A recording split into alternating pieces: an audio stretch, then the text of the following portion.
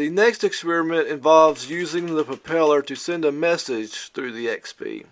We took out the jumper cable that was connecting the receiving and transmission lines, causing it to operate in loopback mode, and we replaced it with two jumper wires, one for the transmission line and the other for the receiving line. So now we'll use the propeller chip to send a message through the Xbee to the other Xbee connected to the computer. I got this one sitting in the workshop and that one inside, and we'll see how the range works out. So back inside, we hook up the other Xbee to the USB port, and we open up XCTU, and we go to the Terminal tab, and we are receiving Hello World with a number that just keeps incrementing.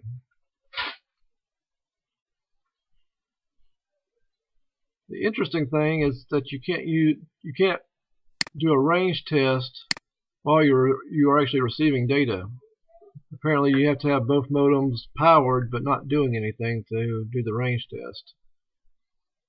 This is the program that I have running on the Xbee that's sitting in the shed. The constant part just sets the clock speed. It's only got one variable X. The object it is using is full duplex serial. This is included with the propeller tool. I named it Xbee because that's the device we're communicating with. The first method used in the program is the full duplex serial start method. This sets the transmission pin on the propeller and the receiving pin, the mode, which I don't know what it means, but I set to 0, and the baud rate to 9600 baud. Then we set X to 0 to equal 0, and then we enter a non-conditional repeat, which means it'll repeat forever.